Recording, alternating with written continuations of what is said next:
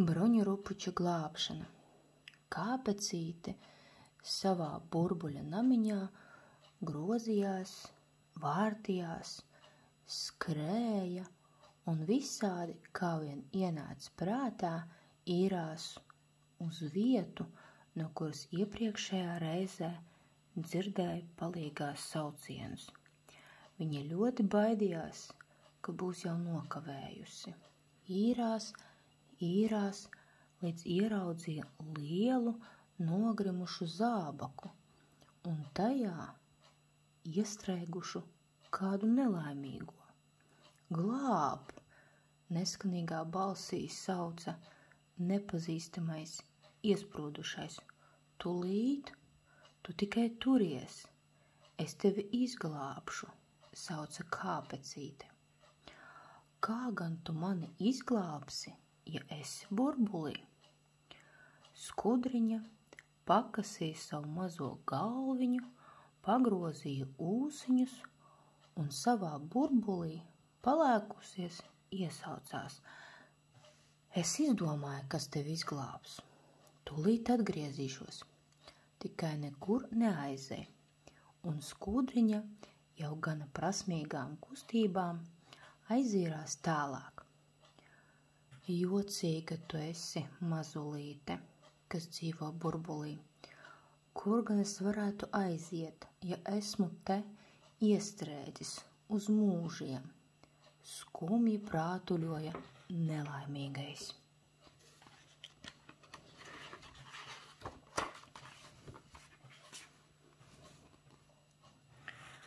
Kaut arī viņai bija ļoti bail, skudriņa neko labāku nevarēja izdomāt, kā vien atgriezties pie dusmīgā vēža un lūgt viņa palīdzību. Labrīt, vēža kungs, atvainojos, ka traucēju jūsu mieru. Tu tiešām traucē. Kāpēc es atpakaļ? Varbūt gribi, lai es tevi sašķaidu ar savām spīlēm? Skudriņas sirsniņa sāka drebēt, kā vēja purināta lapa, taču glābējs apņēmība uzveica bailes. Viņa saņēma visus spēkus un strauji izgrūda.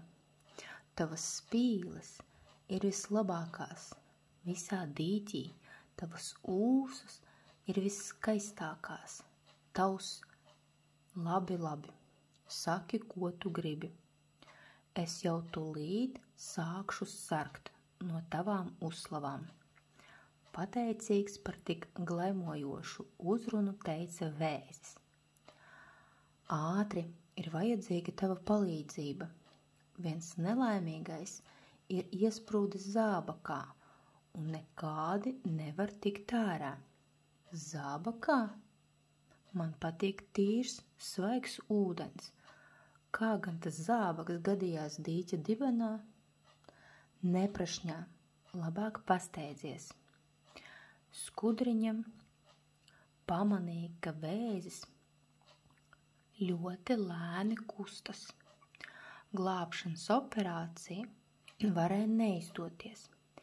Kāpecīte iekliedzās, cik vien ļāva viņas mazā rīklīte.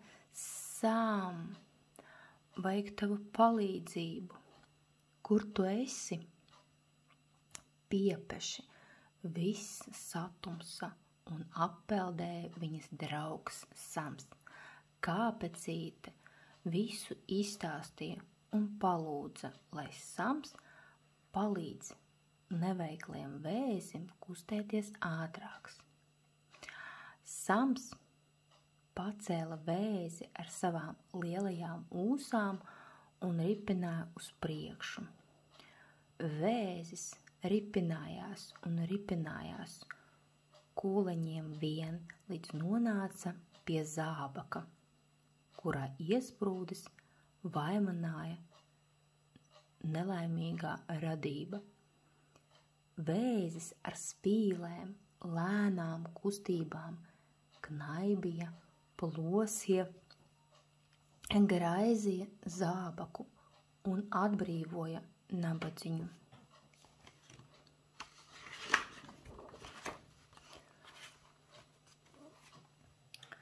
Paldies jums, knapi izdvesa dīvainais radījums un strauji pacēlās augšup ievilkt gaisu. Kas tu tāds esi? Un kas tev te uz muguras? Jautāja Kāpecīte. Kad izglābtais radījums atkal nolaidās lejā. Kāpecīte, ļauj viņam atgūties. Tas ir purva bruņurupucis, prātīgi noteica Sams. Jā, esmu purva bruņurupucis un manu ķermeni sedz kaula bruņas, ar tām ceļoju visur. Esmu gan ļoti lēns, tāpēc nevaru noķert ne zivis, ne vardes. Toties es esmu dīķes sanitārs. Kas sanitārs? Vai jums te ir daudz atkritumu? Brīnījās Kāpecīte. Jā, skudriņ, dīķa dibenā tiešām ir ļoti daudz atkritumu, un tie mums traucē dzīvot, domīgi noteica Sams. Jā, es gandrīz nomiru iestrēdzis zābakā, un es varu kuru katru brīdi galu ņemt, jo mēs vēži varam izdzīvot tikai tīrā, svaigā ūdenī. Tad kāpēc jūs tikai runājat un neko nedarat? Dusmojās Kāpecīte.